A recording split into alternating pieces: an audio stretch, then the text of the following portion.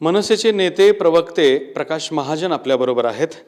काका, बीड जिल्ह्याच्या राजकारणात एक वेगळी घटना घडली काही दिवसांपूर्वी. त्या बाबतीत प्रीतम मुंडे यांनी जाहीर नाराजी सुद्धा बोलून दाखवली.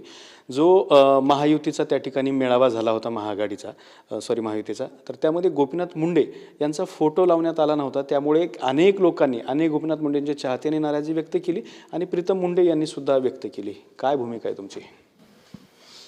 ही जी 3 पक्षाची काय महायुती आहे, ही स्वर्गीय मुंडे साहेबांच्या बाबतीत अशी मोठी चूक करू शकते, ही अत्यंत दुर्दैवी घटना आहे.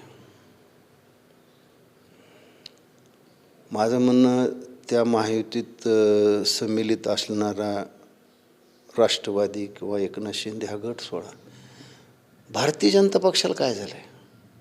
इतकी कृतज्ञ भारतीय जनता पक्ष कधी झाली मुंडे परिवारापासून? ज्या स्वर्गीय मुंडेंनी पक्ष एका विशिष्ट वर्गातून सर्वसामान्य आणि बहुजनापर्यंत नेला, त्या गोपीनाथ मुंडेला त्यांच्याच जिल्ह्यात तुम्ही विसरून गेलात. मला जी माहिती अशी मिळाली की त्याचं स्पष्टीकरण असं देण्यात आलं की मुंबईहून आम्हाला हे सगळं पाठवण्यात आलं आणि आम्ही तशा पद्धतीने केलं आहे. म्हणजे मुंबईत कोण बसलं आहे की जे स्वर्गीय मुंडेंना त्यांच्याच जिल्ह्यात डावलू इच्छा? खरं म्हणजे स्वर्गीय मुंडेंचा फोटो भारतीय जनता पक्षाने सगळ्या महाराष्ट्रात लावावा. मुंडे ज्या वर्गातून येतात, ज्या वर्गाचं प्रतिनिधित्व करतात, त्या वर्गातल्या लोकांचा भाजपचा संबंध केवळ मुंडे साहेब भाजपमध्ये होते म्हणून आहे. मागे सुद्धा एक ओबीसीची यात्रा कुणीतरी आमदार टिळेकरांनी आणली होती. त्यावेळेस सुद्धा स्वर्गीय मुंडेंचा फोटो नव्हता. त्याला बीड जिल्ह्यात खूप विरोध झाला. अशा पद्धतीनं वागून तुम्ही स्वर्गीय मुंडेंचं सर्वसामान्य जनतेच्या मनात असलेलं स्थान कमी नाहीत करू शकत. उलट भारतीय जनता पक्ष किंवा महायुती आपल्या पायावर धोंडा पाडून घेते. अशा पद्धतीनं स्वर्गीय मुंडेंना टाळून मला त्याहीपेक्षा नवल असं वाटलं की त्या दिवशी स्टेजवर जे बसले होते, या सगळ्यांच्या वडिलांशी राजकीय संघर्ष करून गोपीनाथरावनी बीड जिल्ह्यात आपलं स्थान बळकट केलं आणि या सगळ्यांचा उद्धार स्वर्गीय मुंडेंनीच केला. म्हणजे स्वर्गीय सुंदरराव सोळंकेचे चिरंजीव प्रकाशराव असतील, शिवाजीराव पंडितचे चिरंजीव अमरसिंग असतील, सुरेश दस असेल, अगदी आमचे भाचे धनंजय मुंडेसुद्धा असतील. ह्या सगळ्यांना विसर कसा पडू शकतो? हा हेतू पुरस्सर मुंडेंना जनसामान्याच्या मनातून पुसण्याचा केविलवाणी अत्यंत दुष्ट प्रयत्न आहे. पण हे परवडणार आहे भाजपला सगळं? कदाचित 2024ला राम त्यांना तारून नेईल, पण विधानसभेला हे परवडेल असं मला वाटत नाही. मी तुम्हाला या अगोदरच म्हणले की जो वर्ग मुंडे साहेबांना मानतो तो भाजपशी केवळ मुंडे साहेब आहेत म्हणून जोडलेला आहे. त्यांच्यावर बंधन नाही. उद्या मुंडे साहेबाचीच जर प्रतिष्ठा आणि सन्मान जर ते नाही सांभाळले तर कदाचित ते दुसरा विचार करू शकतात. दुसऱ्या एक राज्याच्या राजकारणातला महत्त्वाचा प्रश्न, काल उद्धव ठाकरे यांची मोठी पत्रकार परिषद झाली मुंबईमध्ये आणि त्यानंतर त्याला विधानसभेचे अध्यक्षांनी उत्तरसुद्धा दिलेलं आहे. कसं बघता या सगळ्या प्रकाराकडे? खरं म्हणजे एक महाराष्ट्रात राहतो, एका राजकीय पक्षाचा छोटासा कार्यकर्ता थोडा आहे. खरं म्हणजे हे भांडण त्यांनी चव्हाट्यावर आणलं, त्याच्यामुळं आम्हाला बोलावं लागलं किंवा जनतेला बोलावं लागलं. खरं म्हणजे काल जी महापत्रकार परिषद झाली त्यामध्ये त्यांनी काही त्यांची बाजू मांडण्याचा प्रयत्न केला. खरं म्हणजे ही बाजू जनतेत मांडणं एका अर्थानं चांगलंही आहे आणि दुसऱ्या अर्थानं जनता याच्यावर फार काय करू शकणार. शेवटी न्यायालयीन लढाई ती त्यांना त्यांची लढावी लागेल. पण हे त्यांनी मांडताना मला वाटतं काही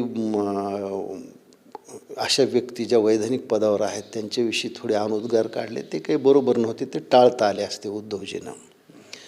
मला त्याहून एक असं वाटतं की या गोष्टीचा निर्णय काय येणार आहे हे महाराष्ट्रातल्या सर्वसामान्य जनतेनं आधीच ठरवलं होतं की असा निर्णय येईल आणि तो तसा निर्णय आला. म्हणजे खूप धोकेदायक आहे की लोकांना माहिती की एखाद्या गोष्टीचा न्याय काय लागू शकतो, इथपर्यंत आपली न्यायव्यवस्था ही किडलेली आहे. मला त्याहूनही या गोष्टीचं म्हणजे महाराष्ट्रातली ही अत्यंत दुर्दैवी घटना आहे. म्हणजे महाराष्ट्र स्थापन झाल्यापासून, महाराष्ट्र राज्य स्थापन झाल्यापासून याच्या इतकी महाराष्ट्राच्या राजकारणाला कलंक देणारी दुसरी कुठलीही घटना घडलेली नाही. ज्या लवादाचे प्रमुख विधानसभेचे अध्यक्ष होते ते म्हणजे एक प्रकारचे न्यायाधीशच होते, आणि तो जो निर्णय त्यांनी दिला त्या निर्णयाच्या समर्थनार्थ त्यांनाच पत्रकार परिषद घ्यावी लागते. म्हणजे एका न्यायाधीशालाच आपल्या निकालाच्या समर्थनार्थ पत्रकार परिषद घ्यावं लागते, याच्यासारखी दुर्दैवी घटना नाही आहे. म्हणजे कुठंतरी त्यांच्या अंतरात्म्यावर सुद्धा ओझं आहे की मी दिलेला निर्णय हा सर्वसामान्य जनतेला पटला नाही आणि मला त्याची बाजू मांडली पाहिजे. मला याच्यातून एवढंच एक अर्थ निघतो.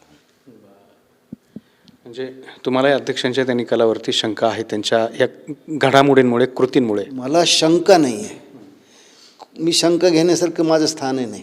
पण मला असं वाटतं की अध्यक्षाला काय गरज होती की काल उद्धव ठाकरेंच्या पत्रकार परिषदेनंतर ते आपल्या निर्णयाचं समर्थन करण्याची? त्यांना कोणी विचारलं नव्हतं ना की तुम्ही हे काय केलं म्हणून. तुम्ही स्वतःहून सांगण्याची काय गरज आहे? म्हणजे कुठंतरी तुम्हाला सुद्धा वाटतंय की माझी बाजू आली पाहिजे. म्हणजे याचा ज्यांनी त्यांनी सदसद्विवेकने विचार करायला हरकत नाही. कारण आजपर्यंत मला सांगा, एखाद्या न्यायालयात निकाल लागतो काय, त्या न्यायमूर्ती जाऊन आपल्या निकालाचं समर्थन करण्यासाठी पत्रकार परिषद घेतो काय? कधीच घेत नाही. सर्वसामान्य माणसाची धारणा हीच होती की असाच निकाल लागेल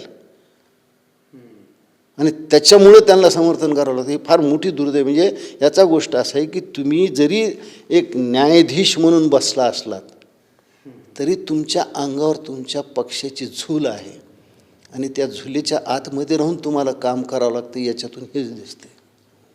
निष्प्रभपणे त्यांनी काम केलं का नाही याच्यावर शंका घेण्यासारखं प्रसंग त्यांच्या कालच्या पत्रकार परिषदेमध्ये उभा राहिला नसता. दुसरा महत्त्वाचा मुद्दा सध्या राम मंदिराचा मुद्दा गाजतोय. काँग्रेसच्या काही लोकांनी असा आरोप केला आहे की ज्या ठिकाणी बाबरी मस्जिद होती त्या मस्जिदीपासून 3 किलोमीटर अंतरावरती सध्या रामाचं मंदिराचं बांधकाम सुरू आहे. मला याची काही कल्पना नाही. त्याच्यामुळे मी ती 3 किलोमीटर दूर आहे का 1 किलोमीटर दूर आहे का ते अयोध्येच्या बाहेर आहे, हा माझ्या दृष्टीनं अत्यंत गौण मुद्दा आहे. बाबरी मस्जिद पाडली जायला पाहिजे होती. त्याच्यासाठी 500 वर्ष लढा दिलेला आहे. ती अपवित्र वास्तू पाडली गेली आणि अयोध्येच्या परिसरातच राम मंदिर उभं राहतंय. ही अत्यंत आनंदाची, अभिमानाची गोष्ट आहे. त्याच्यामुळे या किरकोळ गोष्टीकडं दुर्लक्ष करून सर्व हिंदू लोकांनी किंबहुना सर्व भारतीयांनी, मी त्यात सर्व जाती धर्माचे लोक मी करतो, यांनी या गोष्टीचा आनंद केला पाहिजे. त्याच्यामुळं ती कुठं बांधली, काय बांधली या मुद्द्यात जाणं, कारण शेवटी काँग्रेसला त्यांची वोट बँक जपायची. आता ते राहील का नाही हे त्यांना माहीत नाही, कारण पण ही नक्की हातची निघून जाईल आणि मात्र खरं आहे. दुसरा मुद्दा महत्त्वाचा, शंकराचार्याने सुद्धा रामाच्या प्राणप्रतिष्ठेला विरोध केला आहे.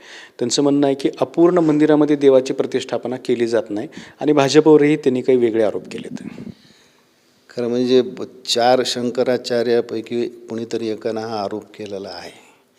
माझ्या तो काही वाचण्यात नाही. पण मला असं वाटतं की शंकराचार्यांनी सुद्धा थोडी आता आधुनिक जगाची कास धरली पाहिजे.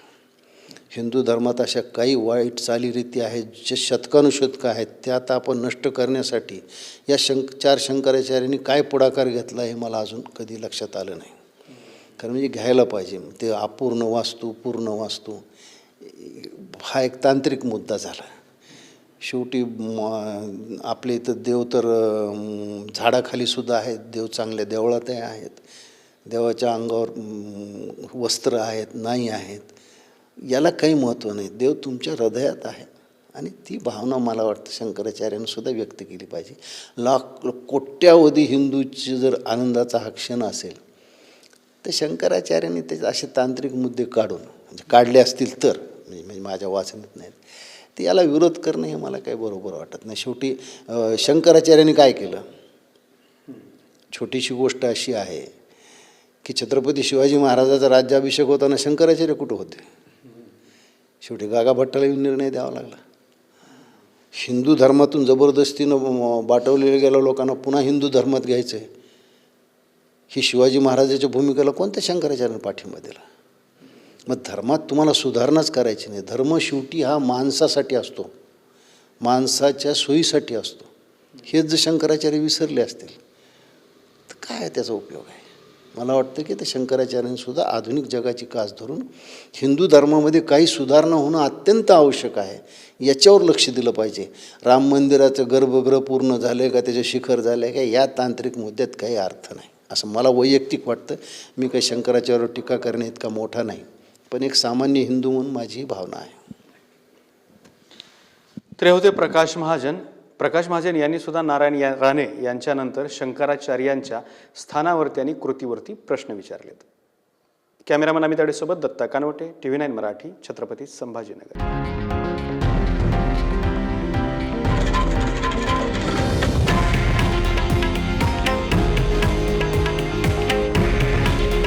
हे आहे देशातील नंबर 1 न्यूज नेटवर्क आणि आपण पाहत आहात TV9 मराठी.